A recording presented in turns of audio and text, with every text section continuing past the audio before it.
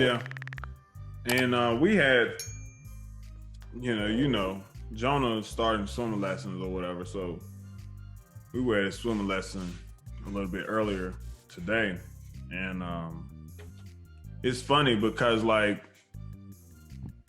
that worrying is so closely related to fear and being afraid that I never really worried about it like that. I never really thought about it like that. So like with him, I mean, he's 4 years old. This is him really, his first swim class, really learning how to swim. And they're letting him swim around with the noodle. And we always used to put a life jacket on. So that's kind of like a stretch already, right? Mm-hmm. And she would throw the toy, she threw the toy, let him go get it. And like she kind of stood a distance away from him. Like to the point if he got off the noodle, whatever, you're probably gonna have to like swim over there to get him. You can't like just run through the water. It was that much distance between them. And then I started thinking about it and I was like, okay, are you worried that he's gonna fall and hurt himself? You worried that his head is gonna go under the water and he's gonna have a fear of swimming and we have to go through all of that. And then I said, well, worrying really stalls your progression. Because if you let that worrying take over and that fear take over, then I would have ran out there and said, no, he gotta come. Come on, you gotta go back over here. But that helped develop his independence today. That helped develop his confidence today. And actually he was able to become a better swimmer today in that instance. Because just like I saw the distance between him and his instructor, he saw the distance between him and his instructor. So he was able to progress because he wasn't worried, and me as the parent, I didn't let that worrying turn into fear. And then once you fear, you start acting on things.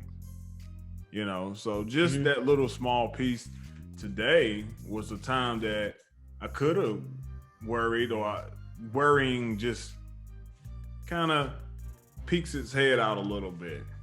And then you have to check yourself and say, no. Everything's going to be okay. Let him do what he needs to do. Yeah. And, some dads are more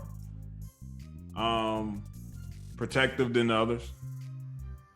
I think all of our role and everything that we want to do as fathers is protect. Mm-hmm. But especially about daughters. Yeah. Especially about daughters. A lot of fathers are very, very protective of their daughters, and they worry about who their daughters will become and who their daughter is going to date, and making sure that the guy is the right type of guy and a guy maybe not quite like how they used to be and all those different things. And yeah, a lot of dads, do that, but yeah. Yeah. And like with that, it's no need of worrying because she's going to pick who she's going to pick. Yeah. And there's really nothing you can do about it. Yeah. Yeah. Because if she picks somebody that you don't like or you don't care about or whatever, you can say, I don't approve of this. And then, what you going to do when they 21 years old and they out your house, or 25 years old and they out your house and they pick somebody that you don't approve of? They still gonna do what they want to do.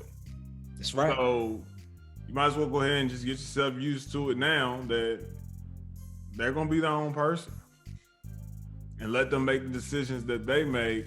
You can advise, but if you're too far into, I don't want you to be with that person. If you be with that person, then I'm gonna do this and I'm gonna cut you off and all this stuff. See, that's messing up your relationship.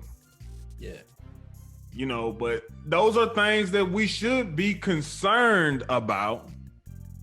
Absolutely. Yeah. We should be concerned with who our sons and daughters choose to have in their circle. Absolutely. But that's why I use the keyword concerned. We shouldn't be worried. Yeah. Yeah. Because at a certain point, you raise them and you teach them the right things. And if you're a listener to Dad Rules podcast, you can definitely take some of the things that we've said, and maybe you have taken a lot of the things that we've said, and you're already aligned with us, but it gets to a certain point where they're grown. Yep.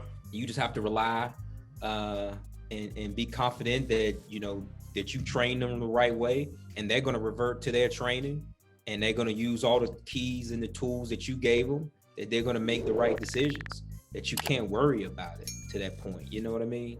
Yeah. It's